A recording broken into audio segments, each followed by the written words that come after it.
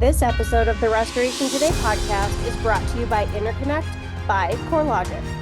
Get ready to take your restoration business beyond all limits at Interconnect 2025. Join CoreLogic January 13th through 15th in LA for an unforgettable event packed with hands-on training, exclusive breakout sessions, and insights from industry leaders, including keynote speaker Mike Ebeling, founder of Not Impossible Labs.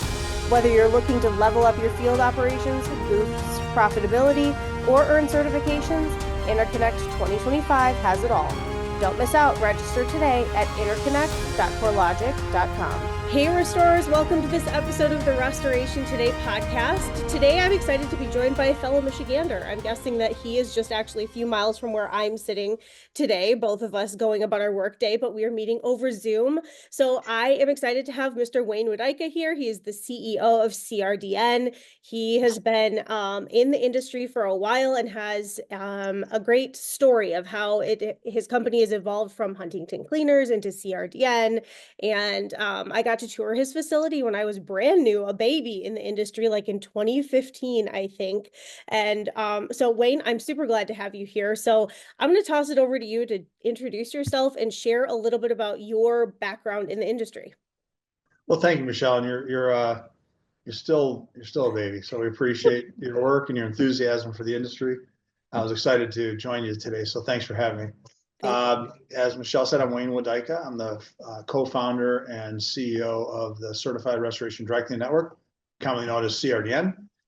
We are based here in Berkeley, Michigan, although we have operations now through the United States, Canada, and the United Kingdom. Headquarters are here in Berkeley, and we manage all of our franchise development, franchise operations, IT, sales, network administration, legal, accounting, training is all based here. So we get to bring a lot of people to Michigan, which has been awesome over the years to bring people to our hometown. Mm-hmm. Yes. Okay, so I was talking a little bit off camera about how I love for my podcast, I love people to come on and tell their stories of the evolution of their company. So talk about the evolution of CRDN. You can be as detailed or not detailed Sure. as you want, but yeah, talk about the evolution of the company because I'll summarize 34 years in less than 3 minutes, I hope. Okay. So we started in 1992. My business partner, Jeff Snyder, and I bought Huntington Cleaners, based here in Huntington Woods, right down the street. It was a small retail dry cleaning operation, retail only. Doing about $265,000 a year in sales, just retail customers walking in and out like you'd see on a corner dry cleaner anywhere around the neighborhood near you. In that very first 3 months, we had a homeowner, customer of ours, that had experienced a fire in her house. She came in, she was distraught. She said her adjuster told her to have everything in her house cleaned. If your dry cleaner does that work, let them do it. So she came in and she said, "Hey, do you do that kind of work? Do you do smoke damage work?" I said, "Of course we do. Happy to do it." Yeah. And we were looking for ways to expand our business. So I picked the job up. I established a good rapport with the homeowner. We established a very good rapport with the adjuster. And before you know it, we finished that job. It was a great experience. Homeowner's happy, adjuster's happy. We got paid. We were happy. And one job led to the next. So I got another lead with an insurance, the same adjuster. I went to that house. I met another restoration company there. I met a mitigation contractor there. They liked the way we were operating. They asked for my name and number. And before you know it, doors started to open for us around the Detroit metro area. And we grew really fast. And the next 9 years really were a blur, just really developing our Michigan market. We expanded into Lansing, then Grand Rapids, and down to Toledo. And during that time, I was doing a lot of training for insurance carriers. We got involved with the PLRB, the Property Loss Research Bureau, and we're called on to do some training on the salvageability of garments on a contents panel. That opened more doors for us. Then I was called into Nationwide Insurance, then a number of different mitigation franchisors wanted me to speak at their conferences. So it sort of took on a life of its own because the category had really not been defined. It was just sort of very fragmented, no market leader, no definition to it. At the same time, we were getting a lot of exposure, a lot of notice from other dry cleaners around the United States, different cost groups you're involved in. And I realized that there was really no national solution, but there was a national opportunity to develop a category through existing dry cleaners around the US, was our initial thought, but it quickly went to Canada and the UK, and really put the two industries together, create an opportunity to create that savings and customer experience that we had developed here in the Detroit market on a scaled basis. And we knew that we couldn't do it outside of our own market. It's just too many corners to turn, too much investment per market to scale it on our own. So we chose the franchising model. And in 2001, August, 30 days before 9/11, we launched CRDN as a franchise model, a business to business franchise. And we only sold it to existing dry cleaners, the top best operators in each market, to establish a national footprint. And we chose the CRDN brand name because it was generic enough to say what we do, but understanding all of our partners had local retail operations. So we really helped them to diversify away from strictly being retail dry cleaners into the restoration industry, and then experience some growth and leverage their core competencies. And they could go into that industry without a lot of additional expense. So it made it very cost effective for the insurance companies to engage us and use our services. So in that first year, we opened in 34 cities. The second year, we opened in 50 cities. The third year, we opened in 44. Then we opened in Canada and the UK simultaneously. So we were very busy getting our footprint established. Today, we have about 160 locations covering 90+% of all three of the countries that we're in within an hour. And we have great coverage in place. So that's how we got started, was a textile restoration solution that we delivered initially to the third-party administrators. We were adopted really by the two prevalent TPAs at that time and Xactware. And it's important to note that before I launched the franchise system, I created a relationship with Xactware to understand the pricing model. And we created a relationship with the two big TPAs at that time, which was Crawford Contractor Connection and Alacrity. And we helped them define the service as a solution they could deliver to their clients as well through our network. So that's how it got started. We established service level agreements with them, helped them understand the business, helped them, most importantly, understand the service required to do this, how to deliver a packaged service on the textiles, which represent about 23% of what's in a home, the soft goods. So defining the solution early on and having a network of vendors really established the category.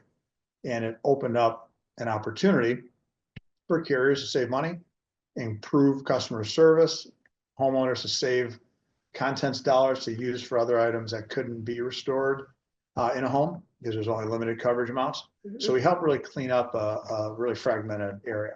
And that was the genesis of CRDN. It started here in Michigan, broadened out through the dry cleaning industry, and then we brought it as a full national solution to third-party administrators, Xactware, and carriers directly.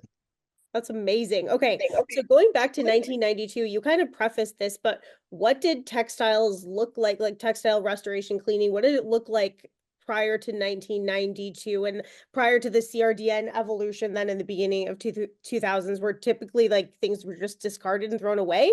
Did people clean them? What did that look like? Anything? Our biggest competition at that time was the dumpster.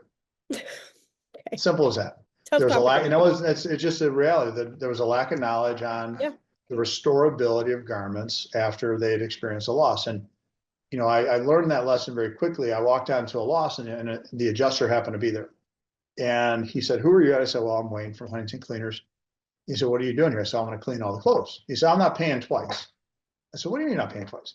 He said, "I'm not going to pay you to clean them and then pay them to replace the garments when they don't come clean." And he obviously had an experience in the past where he'd written a check to a dry cleaner and then the homeowner said, "Well, nothing's salvaged." So I said, "Listen, if the homeowner's not happy, don't pay us." And it just rolled off my tongue. I said, "I'll give you a cleaner free guarantee. It's that simple." And he said, "Okay, great." Well, he's still a customer, but he was a customer 20 years later after that experience. And we found that he didn't understand there was a solution to it. And when we started adding up the size of the category, it really is about 23% of what's in a house that a textiles restorer can replace. When you think about, excuse me, leather, suede, fur, shoes, hats, bedding, window treatments, area rugs, luggage, then you get to the clothes. So it's a big category. So when you take a house and turn it upside down and shake it, about 23% of the items on the ground are soft goods that a textile restorer could manage. Mm-hmm. So that was a big aha moment. And the savings was about 80% versus replacement. When you looked at what's the value proposition, 23% of the contents being the number one area of expense, 80% savings or it's free. It's hard to argue with the logic when you're trying to manage claims and manage spend. And for a homeowner, there's no risk. Yeah. Not to mention we get orders back. We made a decision to get things back to them within 24 hours as a rush delivery. So they didn't have to go out and buy clothes for their family for a couple of weeks at a time. So saved on ALE. But most of all, that rush service gives the homeowner confidence that their stuff's going to be okay. Because face it, we deal with claims every day. A homeowner, they might have one claim in their entire life. So when that happens, you've got to give them confidence that we can get them back to normal. And that's a big part of those front end services that CRDN calls kind of our magic moment, if you will, that we can really show the homeowner that we're here, we're trusted, we're going to give you your stuff back, and it's going to be okay. It's our small way of helping with the bigger piece of the claim process. So that was very important to develop that emergency return item process, 24-hour turnaround. What did it look like to develop this skill set to do? I know that you've evolved like into electronics and art and things like that as well, but I also think about the luxury items that people have in their homes, like maybe a Versace couch or like something crazy. So what does it look like? A high-end purse, shoes, whatever that may be. How do you train your people to handle those really, really high-end, maybe irreplaceable, maybe a Birkin bag, those kind of things? How do you handle Right. those? Well, that's the beauty of CRDN. All of our operators were in the restoration business already. They were cleaning clothes, had plants, very technically sound. There's not another network out there as technically as sound as we are. So we only took the best operators and brought them into a CRDN territory. So the skill set was there. Where the black box, if you will, for CRDN was teaching them how to diversify into the restoration industry, how to understand how a claim works, how to know what an adjuster is. What is a independent adjuster versus staff adjuster? What is a third-party administrator's role? What are managed repair programs? How do those function? So teaching them the industry and enabling them, connecting our partners with all the proper tools and technology was really the value add that we brought to highly skilled technicians. So we really uncorked the category and opened up a tremendous opportunity for diversification for operators. Now, as you mentioned, we ran for 15 years just drilling into the textile category. And in that 15 years, we established a solid brand. All of our operators grew up in the restoration industry. They became restorers versus dry cleaners. Big difference in mindset. Yep. And a lot of programs and a lot of buy-in from carriers have been developed. So in 2015, we made a decision that it was time for us to diversify and add more services that needed to be done in the field that carriers and adjusters and homeowners were asking us to do. So very methodically, we made the decision to go into electronics next. We bought a small electronics company that was based in Texas. We liked their model and their technology. We onboarded it. We sort of CRDNized it, if you will. We then did a pilot in 7 cities to make sure it would fit and our guys would make it work. We learned what we didn't know. You always figure these things out as you go. And we built tools and technology that allowed us to, in 2016, start to scale electronic services through the CRDN network. And it was an additional license, an additional training program and set of requirements that each CRDN partner had to go through to be certified in electronic restoration services. Electronics represent about 20% of the items in a home. So anything that plugs in, about 20%, from a laptop to a TV to a treadmill to a deep freezer, it's all under that category. So a big category. So we want to make sure the pilot worked, we understood pricing, we built the technology, we did the training here in Michigan. And within 18 months, we became the largest electronic restoration service in the US and the largest textile restoration service in the US. Fast forward 5 years. So about 5 years under that model with textiles and electronics, we looked at the art space. We knew there was no national player in the art category. The art work, small collectibles, books, albums, family photos, expensive art pieces, So we built a process around that. It took about a year to prepare. Then we did a pilot in 6 or 7 cities. The pilot went well. We launched it in 2020 at the beginning of COVID. We trained it virtually. Each of our operators had to come in, buy a new license, get retrained. And we took on the art space in about 18 months. Again, we became the largest solution for art restoration services in addition to electronics and textiles. And that went very well. So then COVID really raised the awareness with a lot of the carriers where they really wanted less vendors offering more services. And we were pushed to add on the last leg, if you will, the hard goods, the contents, the last 20% of items in a house.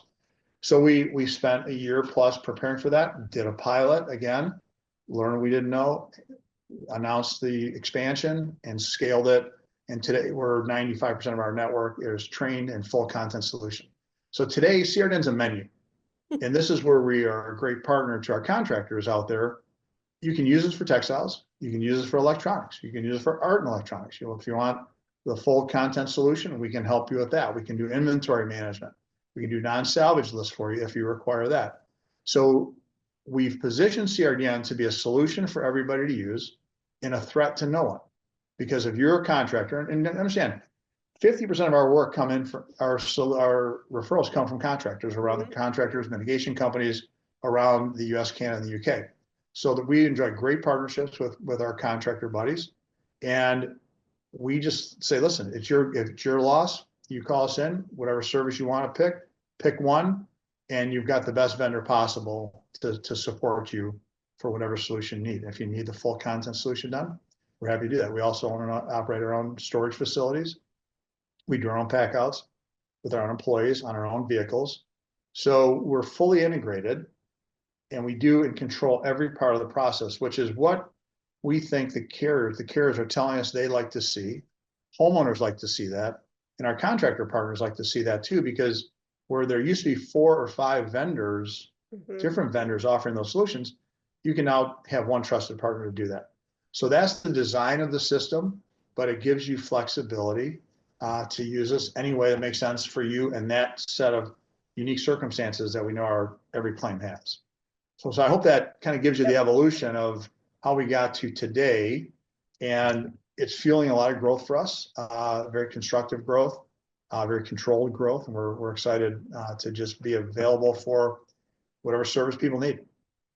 So there are a lot of contractors now, as they kind of look at slimming margins a little bit and looking to expand their companies, a lot of contractors that look to add contents obviously right into their own company. So what value is there in having a partner that's going to do those things instead? I've been actually on some job sites in Metro Detroit with contractors, and a CRDN van has rolled up behind them. Like, okay, you can see the partnership going there. So what does it look like? What is the value of having a partner versus bringing it in-house and handling it all yourself? Well, if you're a general contractor and or a mitigation company, adding full contents on is a mile leap. It's a big job. It's a big investment. It's a whole different set of skill sets. And it's difficult to fund all that, manage all that, and be profitable and not jeopardize your brand. And there lies the biggest mistake we see is when people get out of their lane and go into areas they don't understand. It potentially jeopardizes the core business, which nobody wants to do. Yep. With CRDN, we never let that happen because we did one service at a time. 15 years later, we added another. 5 years later, we added another. So we've been very methodical in building this solution all in one. If you're a contractor or a mitigation company, you should look at it as no different than a drywall company or a plumber or electrician that you're bringing as a subcontractor. And of course, you want the best subcontractor you can for whatever the discipline is, because it makes your job go smoother. It's just the reality. It's very difficult for anybody to manage it from end to end, and no one does. Everybody subs some of the work out. Even our guys that are full contents, they call us in for textiles, or they'll call us in for electronics. And we're happy in that role. We're sort of at the bottom of the funnel, right? The contractors, adjusters are up here, work comes down, and we're going to pick up whatever you need to service that homeowner properly. Doing it in-house all at once is a big expense, and I think a jeopardy to your brand when you could just pick up the phone and call a really solid, trusted partner that represents you well and becomes an extension of your team in the field. And that's what CRDN is. We're an extension of your team, whether you're an adjuster, an agent, contractor, mitigation company, you name it. As long as we understand what we're looking, what your goals are, that's our role. This is We're getting easy into to, the weeds a little bit, but I'm curious. So if CRDN handles the contents portion of a claim, are you sending the invoice to the TPA or the carrier, or does it go to the contractor and the contractor is sending it? it depends. So many times the contractors would rather we just bill direct these days because they're and face it, 10 and 10 is difficult these days to get. It's not often allowed. So why would they want to bother having our bill tied up with theirs? If there's a mistake on our end, it ties up their payment, et cetera, so forth. And oftentimes the contractors have on their channel, which makes, so if our bill is lumped in with that, it makes collections even more of a hassle for everybody when that happens. So we're finding that us billing direct and having transparency with our contractor partners, paying referral fees when necessary, is a very transparent process. So it really doesn't matter, but most people would like to just get rid of the hassle and let us bill direct. But if a contractor wants to control it, manage it, we'll do that too. And that's how it started. It was all really contractor billing at the beginning, and they found it was just easier to let us handle our own receivables and manage our own customer service items on our own. Yeah, that makes sense. I can see anytime the contractor can be like, you do that part, that's probably what they want. Getting paid is hard enough as it is. Yeah, yeah, for sure. Okay, so really quick, talking about kind of the evolution of contents, how have you seen technologies and equipment and stuff like that evolve since Huntington in 1992 to today? And kind of what do you see on the horizon? Do you see any evolutions on the horizon that you think could change or help move the needle forward in the realm of contents? So the biggest evolution we're seeing are in-field tools for doing inventory capture, video. I think AI is going to play a big role in assessing and doing estimating in the future. It's not there yet, but I see that coming into play. The restoration itself, the tools needed to restore garments, as an example, haven't changed for years, right? Like electrosonic cleaning, ultrasonic cleaning for some artwork and electronics hasn't really changed much. There's different processes and methodology around that for throughput to be more efficient, but generally the restoration piece hasn't changed a lot. It's really more the inventory capture, controlling the inventory, and then the final delivery. So it's more, we're seeing more help on the logistics side of the claim, which I think creates a more transparent claim for the adjuster to be able to desk adjust, because face it, we don't have as many adjusters in the field. So where we see the advancement of technology is really on the inventory capture more so than anywhere these days, and managing the claim and cleaning up some of the work the adjusters used to have to do on their own. And it seems to me there's a lot of tools in that regard out in the field today. And some we've developed internally. We have a field service application. We have a warehouse tracker app, which manages all our inventory through QR codes that start at the field level. So at CRDN, we've developed all of our own in-house technology, and we partner up with, Verisk and CoreLogic and all the companies that are out there, Symbility, to streamline a claim process for the adjusters that work for specific companies that use one of those two vendors. So we've had to work our way into the whole claim process and look at it from an adjuster's perspective as to how they can sell that claim the fastest. And that's the goal.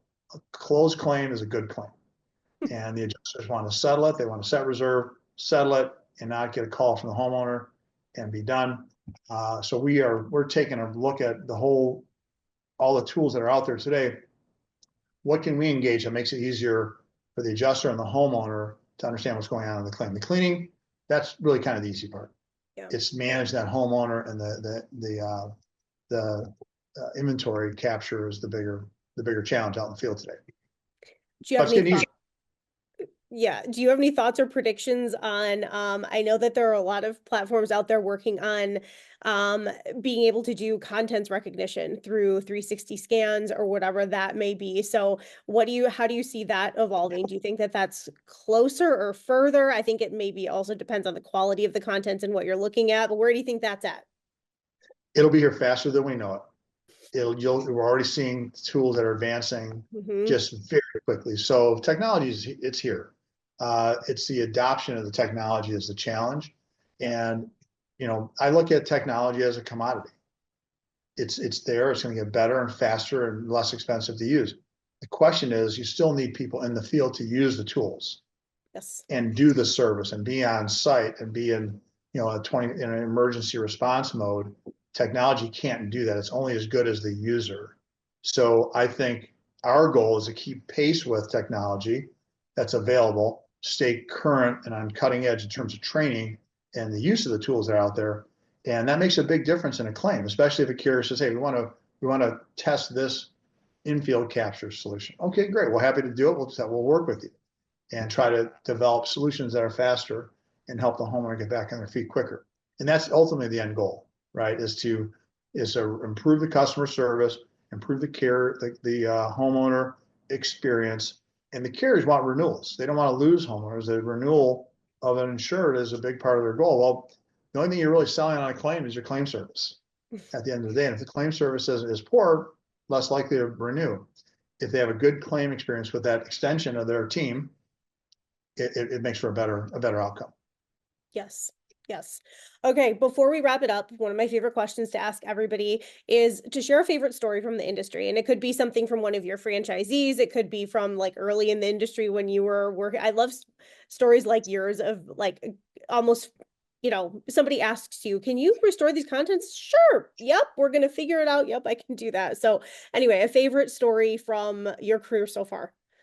There's so many great stories that bubble up through CRDN. Every day we get just amazing customer service experiences coming in. You always kind of remember the big jobs, Mhm. but it's really the small ones. And one of the questions, and I still ask this today when I get a phone call from somebody that says, hey, I had a fire, I had a claim. Our first question at CRDN is everybody okay? Mm. And the best answer you can get is yes, everybody is okay. No one got hurt. And our response is, great, we can take care of the rest. And it's one homeowner at a time, helping them get back on their feet and giving them that calm and that assurance that it's going to be okay. So I think they're all my favorite because that's what we've been able to do at CRDN. It started here in Detroit, but we wake up every day across our network looking to help homeowners and help people get back on their feet. And we respond quickly, we help them recover, we help them restore their life. So we're doing it every day. So every day is my favorite story because our partners are out there making it happen for homeowners, and it gets validated through repeat business. It's like I'm not exact. I don't have a story. That's okay. I have thousands of stories Yeah. going on a month around our network, and I'm really proud of the work we're doing and helping people get back on their feet. It's a very gratifying industry, and I've been at it 34 years, and I still feel like we're a startup. I'm still as excited as I was day one, and we're still looking very forward to engaging and helping the industry solve problems and help homeowners get back on their feet. Love it. Okay. Well, Wayne, thank you so much for being here. Thank you for sharing your It's a story. pleasure. Congrats on the massive growth that you've had and the continued expansion and innovation and the partnership that you bring the industry as well. The industry needs good partnerships, and that's how we keep serving customers. So thank you very much for being here. And I'm sure that we'll cross paths at some conferences in 2025. I'll look forward to that. Thank you. And thanks for taking the time today. Appreciate it. For more Restoration Today and the latest news, visit our website, cnrmagazine.com, and find the latest episodes of the Restoration Today podcast on your favorite podcasting platform.